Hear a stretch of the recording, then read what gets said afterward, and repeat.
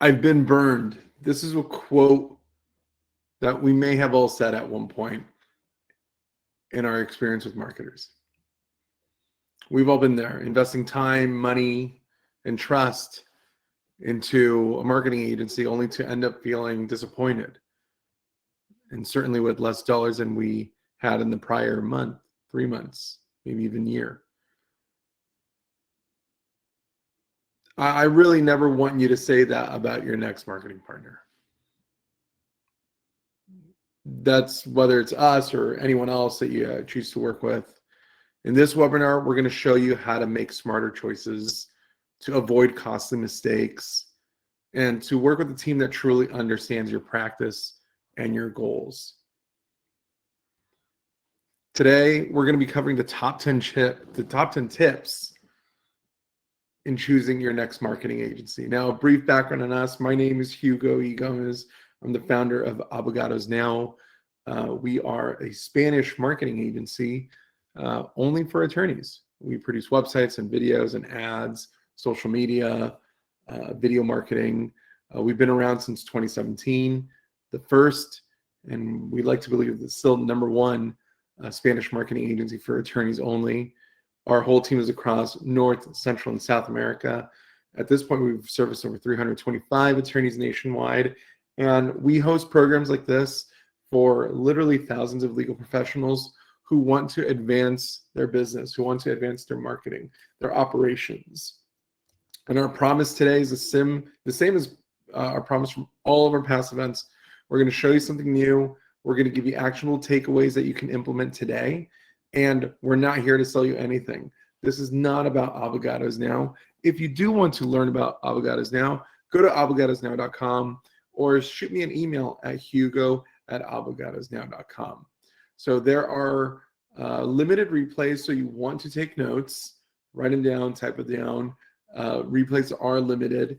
And again, if you want to talk to me about today's program or marketing, or maybe even the Spanish opportunity in your particular local market, feel free to email me at hugo@abogadosnow.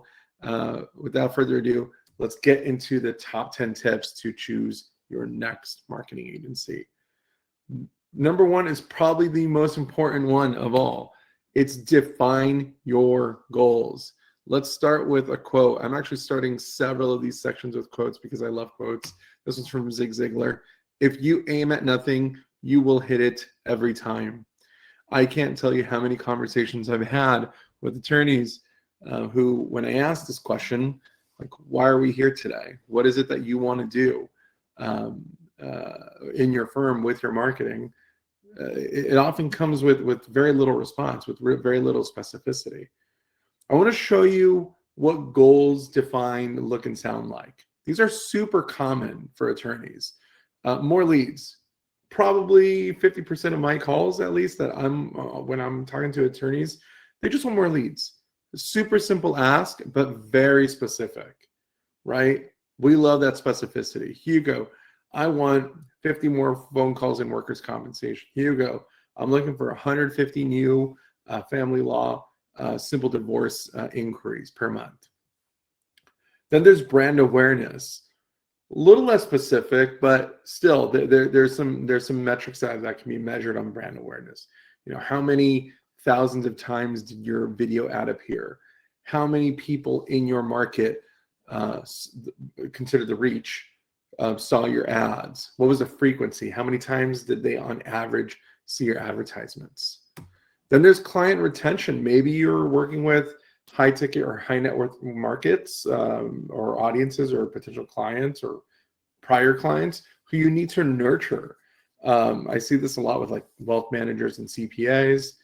They don't just market to attract new business, but they also market to retain that business for ongoing retainers and future work. Then there's practice area authority. We love it when attorneys say, you know, Hugo, I want to be the name in PI in Houston, or I want to be the lemon law attorney in Stockton, California. Like, if you have that specificity, that is a real goal. Like that's something that can be measured. That's something that we can work towards. Other times it's, Hugo, my lead costs are too high. I'm paying $100 for every phone call. I'd love to get that down to $60 or $50. Reputation management. Maybe you want more reviews. Maybe you have a lot of bad reviews, but the public doesn't know about all your good stories. That's reputation management. Diversifying your lead sources. Maybe you think that your current agency or pay-per-lead provider, there's too much concentration risk, and you're at a point in your business where you want to diversify. Or it's increasing case value. To this morning, I just spoke to a family law attorney who said, Hugo, I'm at the point where I really want to work with more complex family law cases that will demand a higher retainer. And that's where she is in her career. We respect that. And we said, okay, well, let's build you a plan where your average case cost is, as a result of the marketing, going to be higher. Leveraging email marketing. That's a pretty increasingly common request. Hugo, I have 50, 100 people. I have 1,000 people on this Google spreadsheet. I'd love to email them more regularly. And a little more broadly, market domination. Admittedly, we do have a few of those who say, we want to own California or Florida or the tri-state area or all of the Midwest. We want to be the #1 name in X, Y, and Z practice area. That's a goal. There are so many other types of marketing goals, but the goal is something that only you can pick, you can determine, you can define. But defining the goal only works if you stick with it. So that's, the other half of tip #1. Yes, define your goal, but stick with it. You don't want to move those goalposts. You also don't want to be the reason that your agency relationship didn't work. It's sad to see how many agencies have done awesome work for their clients, only to know that it failed as a result of the goalpost moving. So you don't want to be that case study. So stick with it. Our minimum for anything is 3 months as an experiment. 3 months. Oftentimes it's 6 months or even a year, depending on the goal. But you need to stick with it. Tip #2, define your budget. I'm going to hit you with another quote from Dave Ramsey. A budget is telling your money where to go instead of wondering where it went. Super important. In writing, tell your agencies in their agreements to tell you exactly where your fees are going. I recently spoke to an attorney, a PI attorney, who was giving their marketing agency $30,000 every month. And when we asked that attorney, what did they pay themselves from that $30,000? What did they invest into advertising on Google or on TikTok or on Facebook? They had no idea. To them, it was just this retainer and a fee, and they were just kind of hoping that the marketing agency was going to do the responsible thing and deploy those dollars accordingly, without really any visibility on maybe the agency paying themselves $29,000 and only spending $1,000 on advertising. It's like a nightmare, but very realistic scenario. So you don't want ambiguity ever. Ever, ever, ever. At the most baseline, when describing your budget, if you tell a marketing agency, I have $1,000, I have $5,000, I have $15,000 for the next quarter per month, what can I do with that? You want that agency to give you a description of advertising costs, which, by the way, should be paid directly between you and the media company, never through an agency. Your fees with your agency, and you want it all laid out as explicitly as possible. You never want ambiguity. Ambiguity is what breeds confusion, oftentimes a lot of corruption. You just want to ask your agency that You have X amount of dollars to deploy. How are they going to responsibly allocate it on your behalf?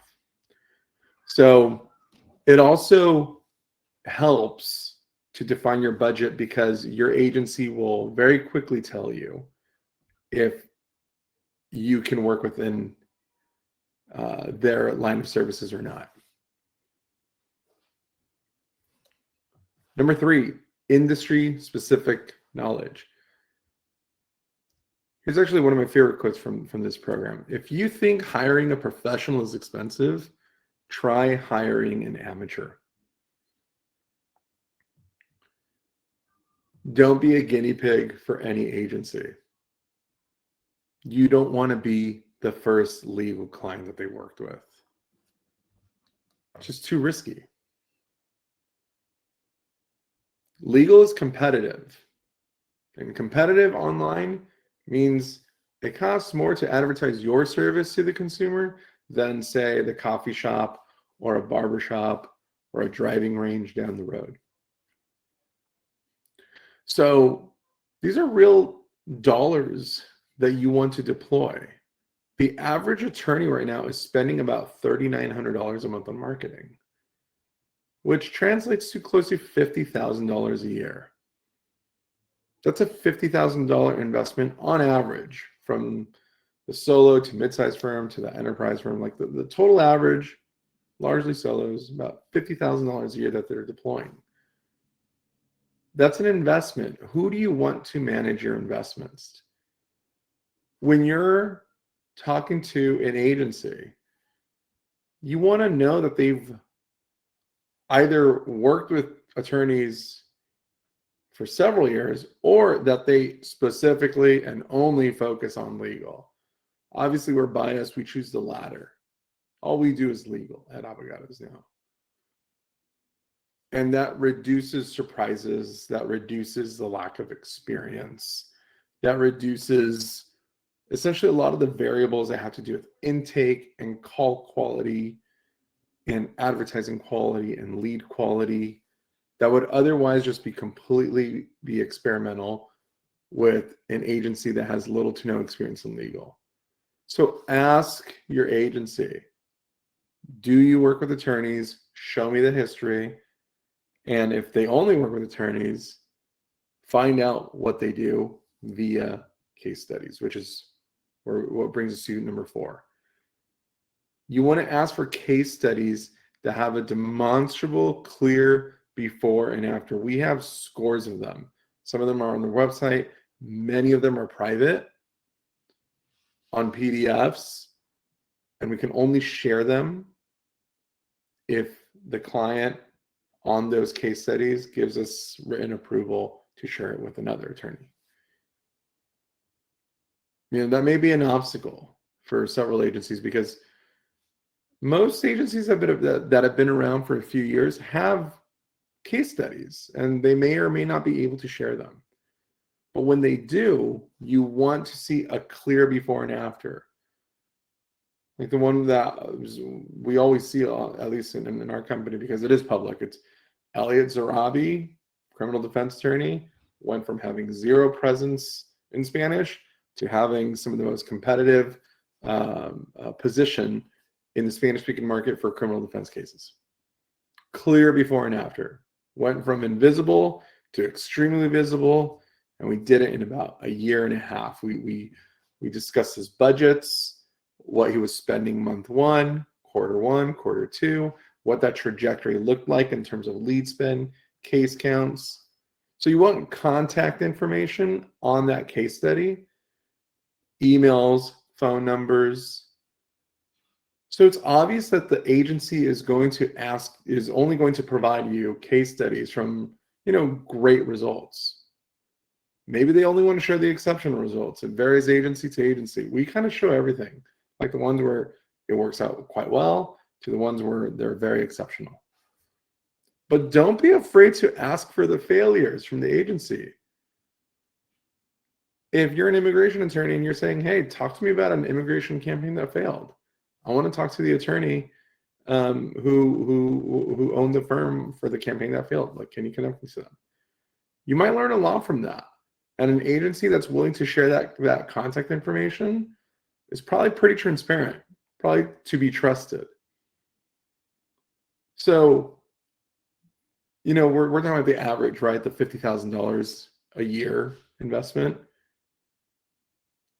If you have a defined goal and a budget, and you're working with someone who is more than likely experienced with legal, get closer to that trust factor, that credibility on their side by asking for that track record, by asking for those case studies. Next one, language capabilities. This is an area that we obviously speak a lot about as a bilingual marketing agency. I'll give you an example. So 20% of this market of the United States is Hispanic.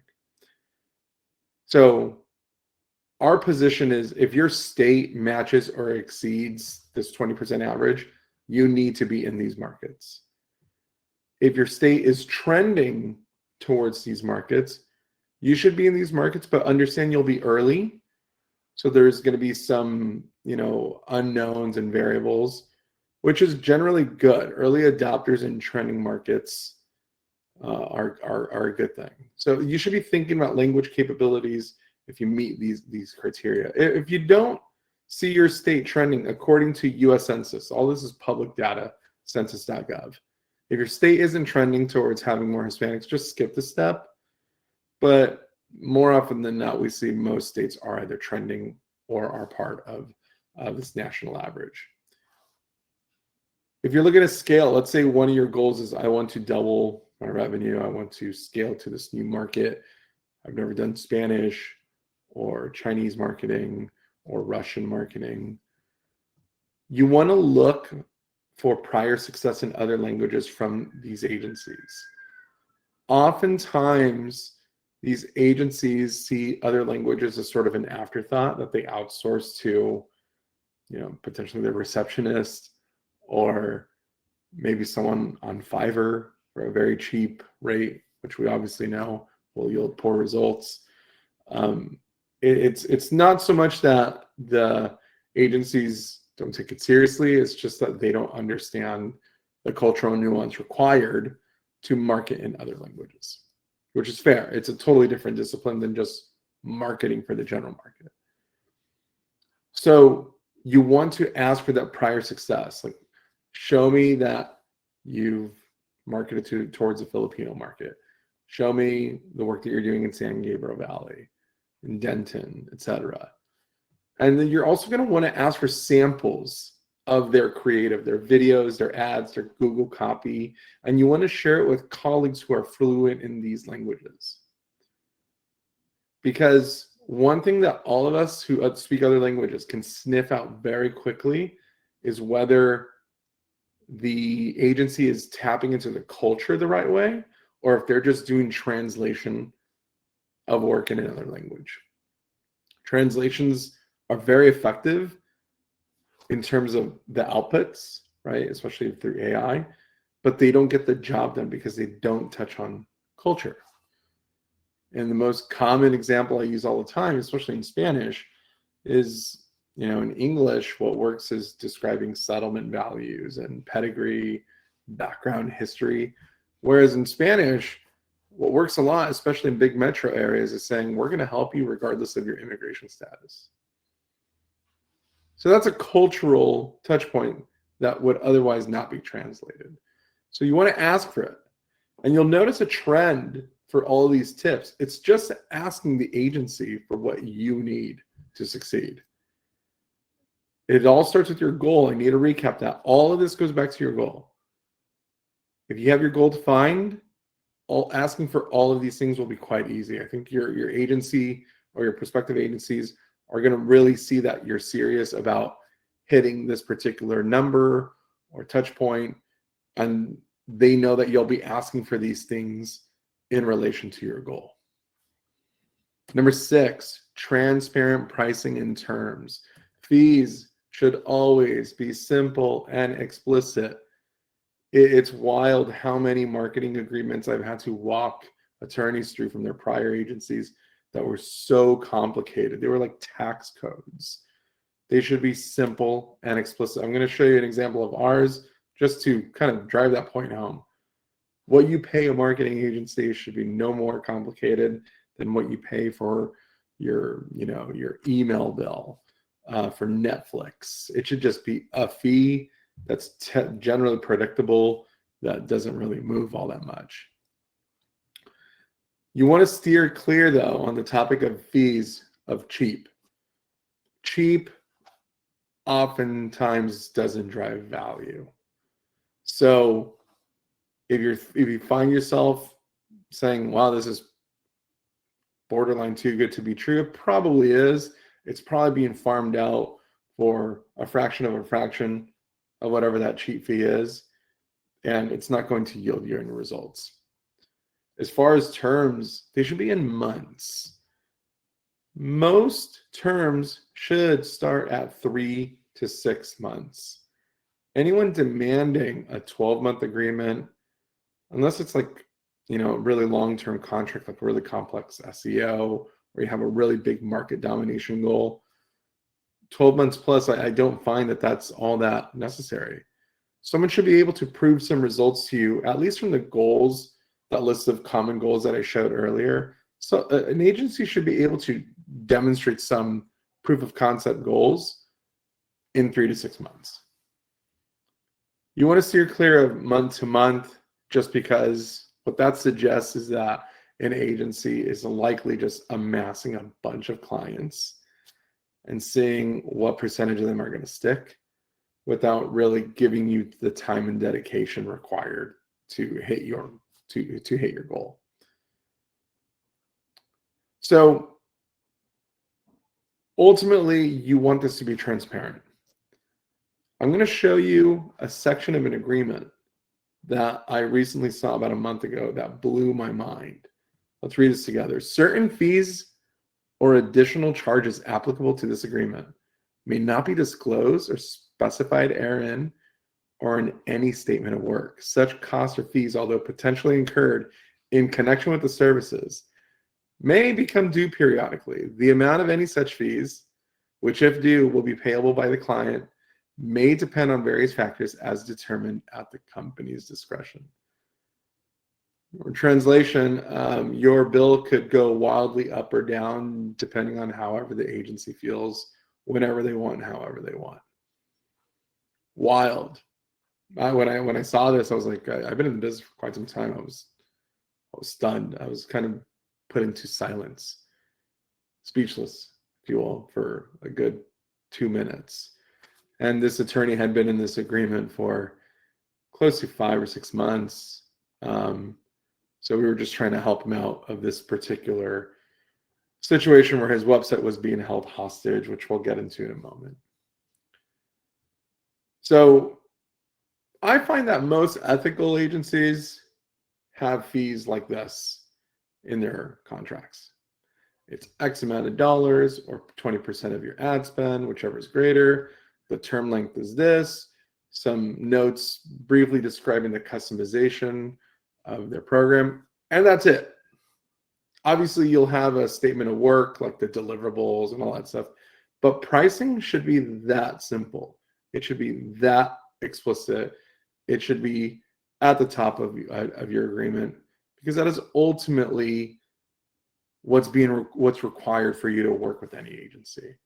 So I find that transparent terms, easy agreements, short agreements, that oftentimes yields a really good relationship with an agency, because they're trying not to, they're doing their best just to not waste your time. They just want the truth out there very clear, without any ambiguity. Tip number 7, you want to ask for clear reporting and clear metrics pursuant to your goals. I'm going to hit you with another quote from Peter Drucker. You can't manage what you don't measure. I saw this report the other day from one of our clients who just moved in, who chose Abogados Now, and we saw one of their prior marketing agency reports. And I asked him, like, what did he have? Like, what did your prior agency share with you? And this was one page out of, I think, 16 pages of a monthly report showing like these kind of like pretty graphs and stuff. I call it coloring books. I don't want to condescend to this type of reporting, but if it doesn't report your goals, it's kind of meaningless. This attorney's goal was always about X amount of revenue. He has paid retainers that require payment up front. But he was getting reports about like the average time on a website, how many website hits he got each year, the average age of their users depending on device. And I was really confused by it because I asked him, like, does this at all measure one of your goals? And he said, I don't think so. And I looked through all 16 pages, and there was just nothing related to revenue. So these are oftentimes called by other marketing pros vanity metrics. But again, if they're related to your goals, they're important. But a lot of this stuff isn't. I'll show you an example of a social media marketing report that I thought was quite good from another agency. They showed how much they spent per channel, how many impressions they got, how many clicks. And for this attorney, they were quite happy because the attorney wanted subscribers, wanted followers. That was their goal. So this other agency gave them exactly what they asked for, which I thought was a very good practice. There's nothing in here about time on websites or organic, clicks or, Google My Business profile visits. None of that. It's just, you want more followers, you want more clicks, you want more subscribers. Here it is. This is the outputs of your dollars at work. And so he asked us, can you do the same, but in Spanish? We said, gladly. And so that's what we're working on. We're working on getting his firm more clicks, more subscribers, more followers. So an example of our reporting, we actually famously use this thing called a one sheet. And every 2 weeks to a month, our members get a one sheet because you're attorneys, you're busy. The last thing you want to do is read a 16-page report full of graphs that don't really get to your goals. We say, hey, here's the update. Here's how much you spent. Here's how many leads you got. Here's your cost per lead. Here's how much you spent. In certain instances, when we have the data, how many cases did you generate? Here's our findings. Here's what we did. Here's what we're going to do next. Here's your best performing ad. Boom. Everything there in one sheet. And we make these one sheets custom to the attorney's goal. So if it's just revenue focused, or if it's just related to followers, or just simply more phone calls, more leads, that's what their one sheet is going to be about. So ultimately, you want to avoid daily and weekly reports. Not much can change in days and weeks, admittedly. Monthly reports are super key. But the reports that you ask for need to specify your goal, because your goal is always the North Star.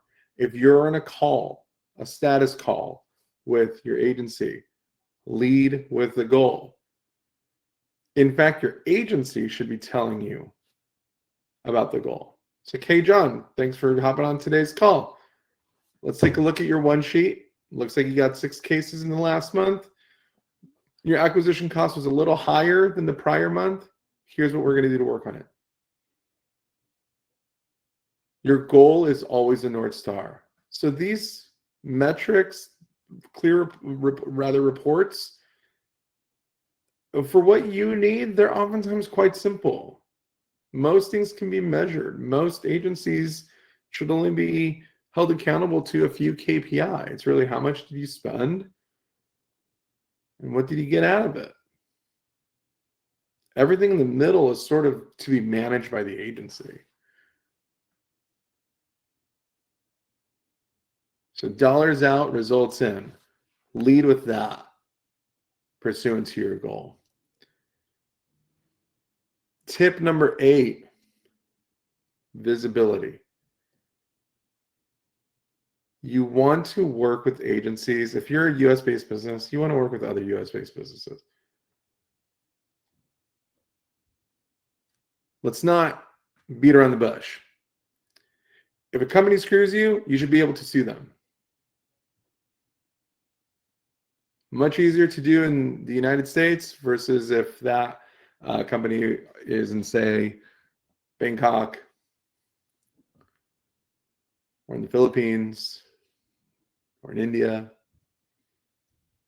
You want to work with US-based businesses. You want to see that they have a LinkedIn presence, not just because it's good marketing practice, but because you're going to see a visible founder, visible managers. You want to know that you're working with a company that's not some fly-by-night agency that's selling you a super cheap service that could take your website hostage out of nowhere. So that's not to say US-based businesses can't do those things, but you minimize your risk when you do work with US-based agencies. Even if you work with extremely competent outfits in the UK or in Australia, resolving complex matters, arguments, issues with your contract is damn near impossible. In the US, I just think it holds everyone accountable. So you want to work with US-based businesses that are out in the open, whose founders are at conferences, writing newsletters, appearing on podcasts, talking about their managers, hosting webinars just like this. And lastly, with regards to visibility, look at their social media, look at their websites, look at their videos. Are they good at what they sell? I am stunned by how many agencies there are in the United States who sell social media but have virtually no or poor social media presence, who sell advertising but do not advertise themselves, do not put their own dollars on the line to generate new business, who consider themselves brand experts or cultural experts, but don't really understand how to speak to their core market, their core audience. Are they good at what they sell? Do they walk the walk? Do they practice what they preach? That to me is a non-negotiable. I mean, for us to talk to other attorneys, we have to work with B2B professionals. And if I just don't see the proof that even in the public, they're not doing what they're selling, or they're not that good at it, I know it's not a fit. So you can see we're only on number 8, or rather we're nearing the end, but there's a lot to demand from an agency. But it comes down from you seeking it and you asking for it. One of the most important tips here is ownership. You need to own everything from day one. This needs to be in your agreement. In our agreement, it's Section 7. We always reference it, Section 7.1. You own everything in perpetuity. If that kind of language is not in your agreement, you need to run really fast. Never talk to them again. These are when an agency owns your work that you paid for, you run the risk of your entire business being held hostage by these unethical agencies. And I'll give you a very unfortunately common scenario. A solo practitioner onboards an agency for $3,000 a month. In that $3,000 a month, the agency will build and manage a website, run some social media posts, run a couple ads, local service ads, and send some reports, do a little local SEO. Seems quite attractive. But then that solo attorney says, you know what, I'm going to change direction. I'm not getting what I need from this marketing relationship. So they try to work it out over a few months. They try to renegotiate their fees, and it doesn't happen. Still no results. At least no improved results. And what happens is once that solo stops paying, their website goes down, goes away, all their social media just dormant, their LSA just inactive because no one's managing it. And as a result, your business just virtually vanishes overnight because you had no ownership of all of your marketing. This is shockingly common, even with some of the most famous names in legal marketing. I'm not going to say those names because that's not what I do. I'm sure you've heard the stories of how many marketing organizations actually own your marketing, and to an extent, your business. And it's in a contract that millions of attorneys have signed. So you just need to own everything. It's just a non-negotiable. And just like prices and fees and terms, it should be explicit. So when you ask your agency, or an agency that you're thinking of, show me in my agreement where it says that I own everything. And if it doesn't exist, run. Don't even try to negotiate it in. Dead serious. Don't even ask for it as an amendment. If that's not their standard of practice, that they get paid to manage your properties, if that's not their standard way of thinking about marketing relationships, they're no good. I don't find an exception to that rule. More practically, you want a credential sheet when you work with an agency. Ask them, agency founder, when I work with you, what I need is for you to put together a sheet of all our credentials for our company, social media account emails, our social media profiles, our ads accounts, everything that you manage, the website, the hosting. I want that on a credential sheet. I want to validate it internally to make sure that should anything happen in this relationship, I always have access. Day one, you need access to that. It's a standard for us. Everyone gets it. But again, we're still quite surprised at how this practice isn't all that standard still. And last tip, number 10, proof of ongoing innovation. Ask for proof of previous innovations. Previously there were agencies that did some amazing things with SEO, pay-per-click, LSA, influencer marketing, even non-digital stuff like billboards. Maybe they had a really breakthrough campaign that yielded a lot of attention, that translated to success in digital. That's cool. Like, you should ask for that. You should ask your potential agency, show me something that you did that no one else did. They should have at least one case study in this. Nowadays, agencies are really focused on AI. Everyone's focused on innovations in AI, not just for cost-cutting purposes, but because it helps you scale so quickly. The work that used to take a year now, with the help of AI, can now be done in about a week. In content production, content calendars, scripting, copy editing, etc.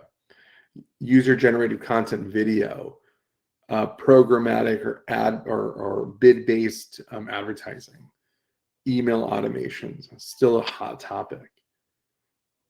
But you need to be asking your potential agency, what are you working on? What are you experimenting with?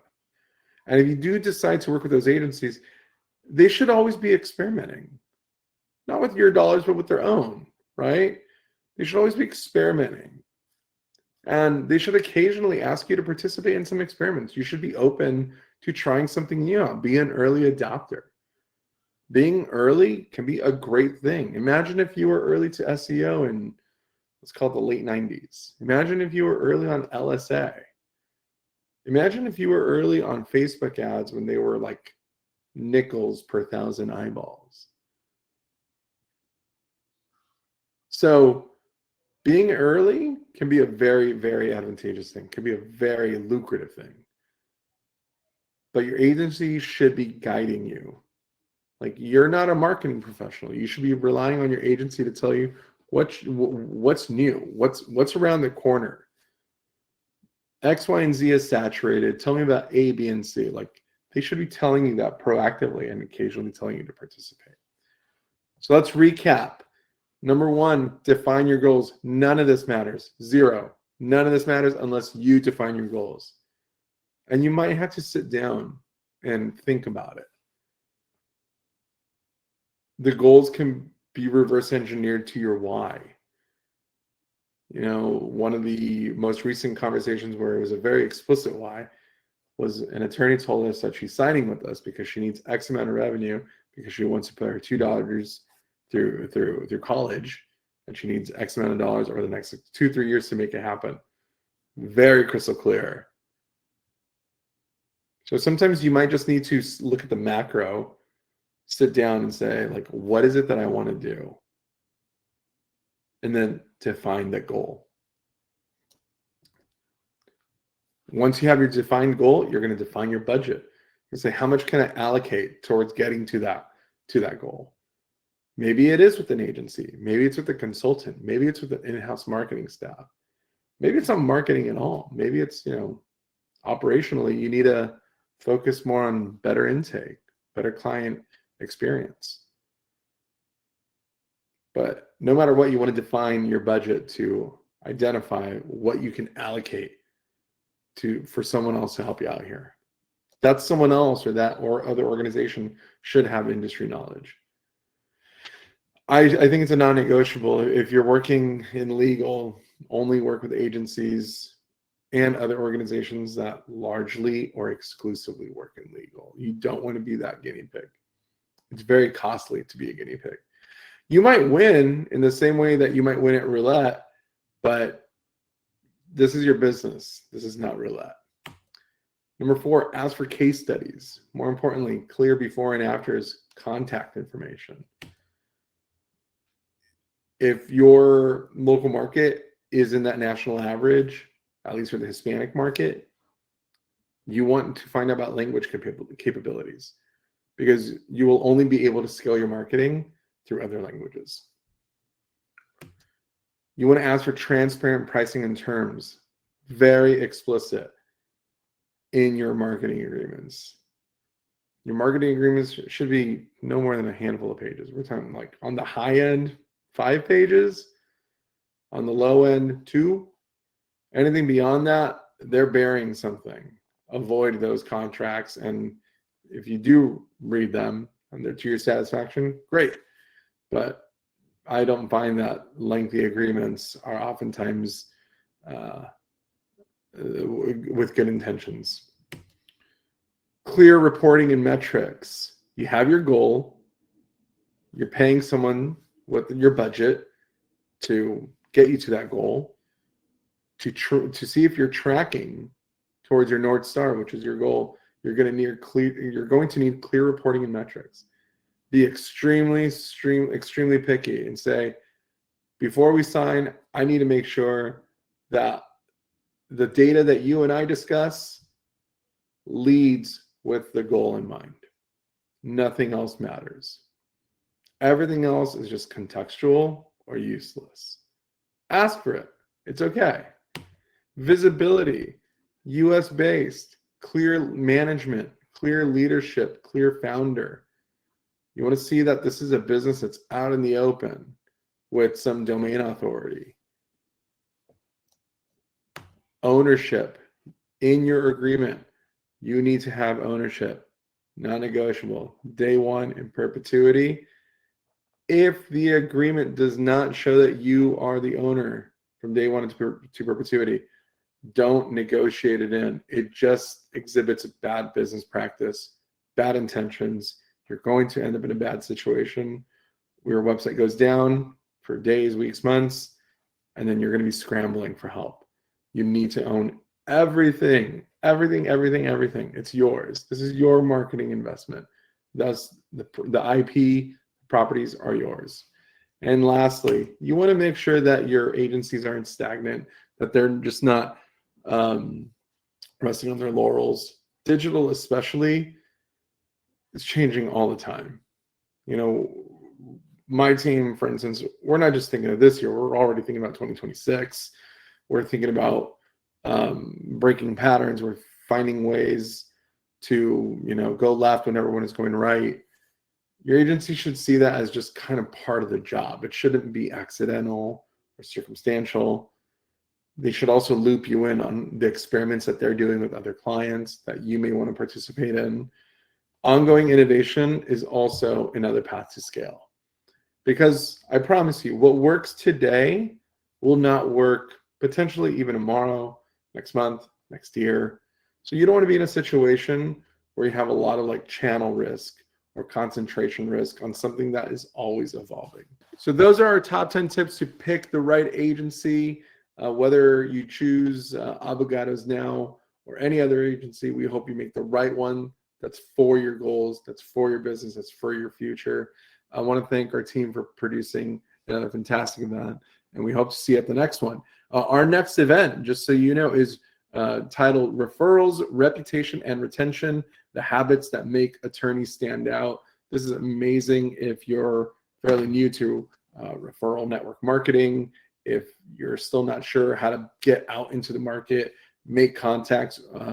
It's also great if you don't know what to do with those contacts on an ongoing basis. So that's on our next program. You'll receive an invitation to that. As with other webinar invites, we ask that you RSVP early. We have an amazing special guest, and we hope to see you at the next event. Take care. Bye-bye.